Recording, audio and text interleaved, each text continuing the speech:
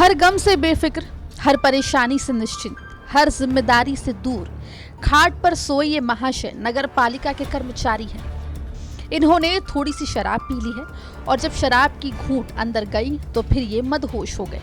इनकी तैनाती water filter plant पर थी। शरीर तो इनका प्लांट पर ही था, लेकिन नशे की खुमारी में डूबे ये महाशय किसी ख्वाब में गुम हो गए थे और इधर वाटर प्लांट का पानी बर्बाद होता जा रहा था। स्थानीय लोगों ने देखा तो इसकी शिकायत नगर पालिका अध्यक्ष से कर दी। अध्यक्ष साहब मौके पर पहुंचे तो पहले तो उन्होंने आवाज देकर इनको उठाने की कोशिश की, लेकिन कुंभकर्णी नींद में सोए इस शख्स की नींद नहीं खुली तो अध्यक्ष जी को लाठी का सहारा लेना पड़ा और सिर पर पानी भी डालना पड़ गया। अब अध्यक्ष जी इसके खिलाफ सख्त कार्रवाई का भरोसा दे रहे हैं। दोपहर को लगभग 3 बजे की बात है, मुझे राजकुमार शर्मा का फ़ोन आया कि आपके फिल्टर पे से पानी ऊपर से नीचे तक बह रहा है और आपके कर्मचारी सो रहे हैं।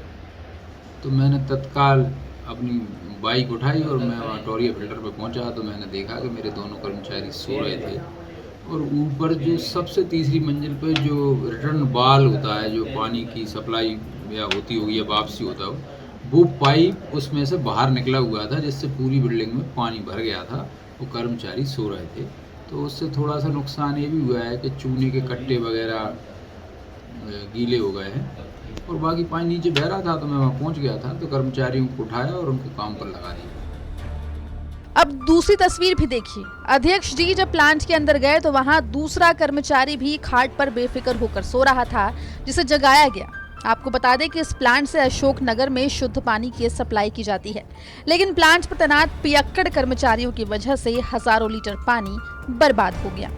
अशोक नगर से राहुल कुमार जैन की रिपोर्ट, MP तक।